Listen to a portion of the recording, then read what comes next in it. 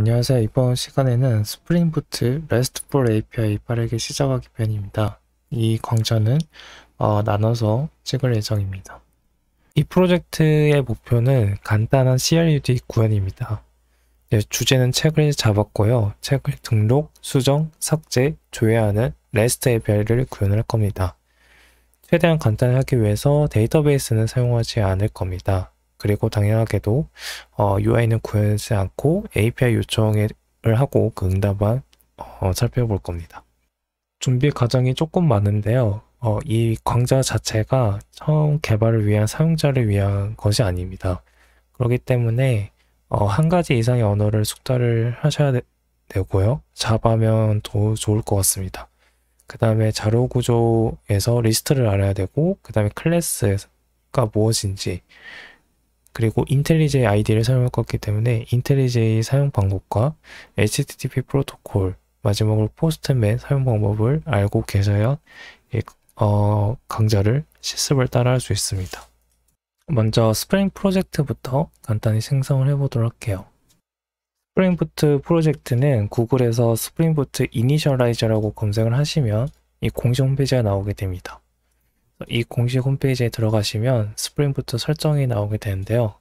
저 같은 경우에는 메이븐을 사용을 하기 때문에 메이븐, 그 다음에 스프링 부트 스테이블 버전 2.5.3을 사용할 겁니다. 그 언어는 자바를 사용할 거고요. 나머지는 그대로 두고 자바는 8버전을 사용할게요. 제가 지금 8버전에 설치되어 있기 때문에 자신 컴퓨터에 설치되어 있는 자바 버전에 맞게 자바를 선택을 하시면 되겠습니다. 그리고 이 디펜던시에서 스프링 웹을 추가를 할게요. 그리고 제너레이터를 누르게 되면 지금 보신 것처럼 이 스프링 부트를 압축한 파일이 다운로드가 됩니다. 방금 다운로드 받은 압축 파일인데요. 이거를 압축을 풀어주시고 그 다음에 폴더에 들어가시면 스프링 부트 파일들이 나옵니다. 여기서 인텔리제이가 설치되어 있으면 오른쪽 버튼 누른 다음에 오픈 폴더를 누르시면 인텔리제이가 열리게 됩니다. 인텔리제이가 열리게 되면 지금 오른쪽 스크롤을 보시면 필요한 라이브러리, 자바 라이브러리를 다운로드 받습니다. 저 스크롤 바가 사라지면 정상적으로 다 다운로드 받은 겁니다. 여기서 이 src 메인 폴더, 그 다음에 자바에 들어가 보시면 데모 어플리케이션이 있습니다. 이걸 클릭을 하고 여기 화살표를 클릭을 한 다음에 런을 클릭을 하시면 이 스프링 부트가 실행이 되게 됩니다. 스프링 부트는 기본적으로 8080 포트를 사용합니다. 그렇기 때문에 로컬에 8080 포트가 사용을 하면 저처럼 오류가 날 겁니다.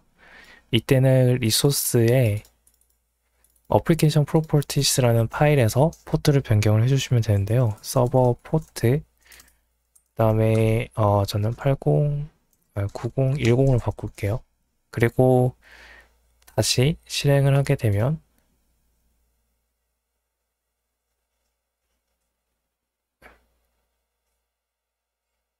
지금 보시다시피 오류가 안 걸렸죠? 포트가 9010으로 바뀌었다는 메시지도 잘 나오게 됩니다.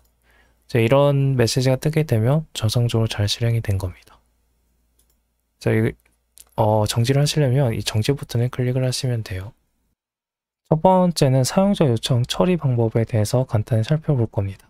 RESTful API를 만들기 위해서 이 사용자 요청 처리 방법을 알아야 되기 때문에 그 과정을 살펴볼 겁니다. 첫 번째 시나리오는 지금 화면과 같습니다. 클라이언트가 루트라는 경로로 스프링 프레임워크에 요청을 하게 되면 이 스프링 부트는 hello world라는 문자를 리턴하는 것을 만들 겁니다. 이 과정이 어려워 보일 수 있겠지만 스프링 프레임워크는 정말 간단히 구현을 할 수 있습니다. 단 2개의 애노테이션만 설정을 하게 되면 이 사용자 루트로 왔을 때 처리하는 로직을 만들 수 있습니다. 이거를 살펴보기 전에 이 과정에 대해서 잠깐 살펴보도록 할게요. 네, 스프링 부트 자체는 스프링 프레임워크를 사용을 하고요. 그래서 결국은 저희는 궁극적으로 스프링 프레임워크를 사용하는 겁니다. 그래서 스프링 프레임워크는 사용자 요청에 왔을 때 저희가 애노테이션을 사용하게 되면 이 스프링 프레임워크가 그 애노테이션으로 전달을 해주게 되는데요. 그 약속된 애노테이션이 바로 컨트롤러입니다. 그래서 스프링 부트가 여러 가지 로직이 있는데 이 사용자 요청이 왔을 때 이 로직을 알아서 처리를 해서 컨트롤러 애노테이션이 붙여져 있는 클래스로 전달을 하게 됩니다. 그래서 아까 지금 하나 보신 이 예제가 이 hello라는 클래스를 만들고 컨트롤러를 붙이게 되면 사용자 요청이 왔을 때 스프링 프레임워크가 알아서 그 컨트롤러를 전달하게 됩니다. 그리고 사용자 요청을 분석을 해서 처리할 수 있는 함수에게 전달을 하는데요. 그 함수도 약속된 애노테이션을 붙여서 정의를 할 수 있습니다. 그 리퀘스트 매핑 애노테이션인데요. 방금 예제 보시면 이 하나의 월드라는 함수가 있고요. 이 리퀘스트 매핑이라는 애노테이션을 붙였습니다. 그리고 인자를 보시면 HTTP get을 요청을 처리할 수 있고 패스는 루트로 되어 있습니다. 즉, 이 루트라는 요청이 오게 되면 컨트롤러가 요청을 받아서 이 리퀘스트 매핑 함수에게 전달해 주는데 이 루트가 지금 이 패스로 지정이 되어 있기 때문에 월드라는 함수로 요청을 전달해 주게 됩니다. 그래서 이 두 개의 애노테이션만 정했음에도 불구하고 쉽게 사용자 요청을 받을 수 있게끔 처리할 수 있습니다. 이걸 한번 직접 쳐보도록 할게요. 지금 스프링 부트를 편집하기 위해서 인텔리제이로 되돌아왔습니다. 그래서 이 데모라는 곳에서 오른쪽 버튼을 클릭한 다음에 클래스를 하나 추가를 해볼게요. 그래서 hello라는 클래스를 추가를 할 거고요. 여기에 컨트롤러라는 애노테이션을 붙이도록 하겠습니다. 그러면 이 hello라는 클래스는 사용자 요청을 받을 수 있는 클래스로 만들어지고요. 그것은 스프링 프레임워크가 알아서 해주게 됩니다. 그 다음에 여기에 함수를 하나 정의를 할게요. 그래서 리턴 값은 스트링이고 월드라는 함수를 만들도록 하겠습니다. 그리고 리턴은 일단 이렇게 비워놓을게요. 아까 발표자에서 본 것처럼 이 클래스는 사용자 요청을 받을 수 있고요. 그 다음에 사용자 요청을 분석을 해서 처리할 수 있는 함수로 넘겨줘야 되는데 그 약속된 애노테이션이 리퀘스트 매핑입니다. 그리고 인자에서 메소드가 있는데요. 메소드는 HTTP get을 선택을 할게요. 그래서 get을 치면 request method get이라고 자동으로 완성이 되는데요. 이걸 쓰도록 하겠습니다. 그러면 이 old라는 함수는 사용자 요청이 get인 것을 처리할 수 있는 거고요. 그래서 pass는 특정 경로에 대해서 처리하겠다는 걸 정의를 하는 겁니다.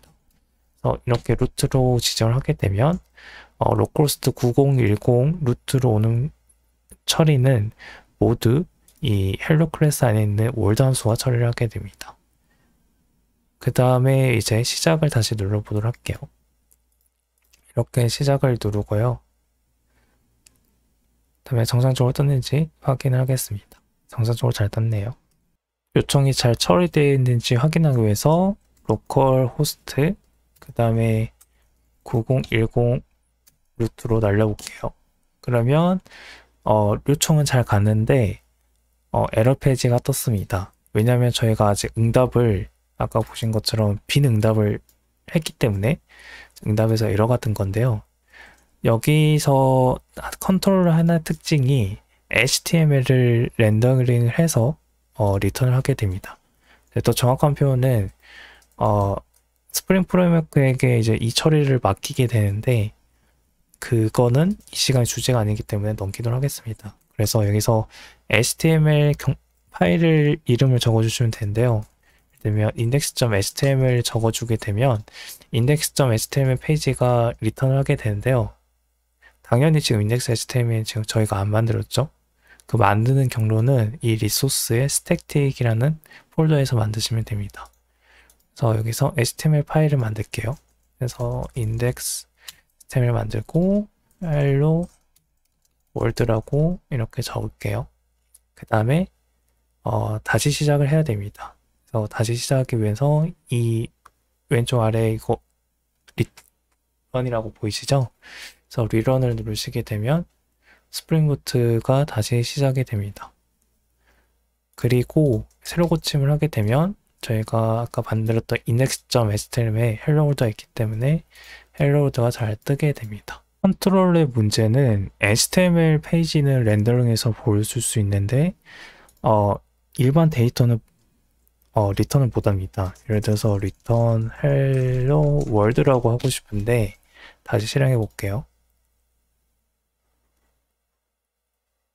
다시 실행하고 새로 고침하면 이 hello world라는 페이지가 없기 때문에, 즉 HTML 페이지가 없기 때문에 에러 페이지라는 또 오류 메시지가 뜨게 됩니다. 이게 컨트롤러의 특징입니다. 무조건 HTML 페이지를 지금 보내기 때문에 저희는 데이터를 보낼 수가 없어요. 그래서 데이터를 보낼 수 있는 컨트롤러를 사용을 해야 되는데요. 그게 바로 REST 컨트롤러입니다. 그래서 REST 컨트롤러를 붙이게 되면 데이터를 보낼 수 있는데요. 여기서는 스트링이기 때문에 스트링 타입인 데이터가 보내지게 될 겁니다. 그래서 새로 고침을 하고 다시 새로 고침을 하면 이제 hello world라는 문자열이 나오게 되죠.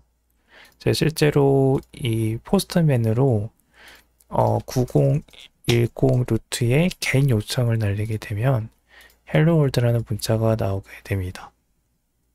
그래서 저희는 이 RESTful API를 구현을 하기 위해서는 이 REST 컨트롤을 사용을 할 거고요.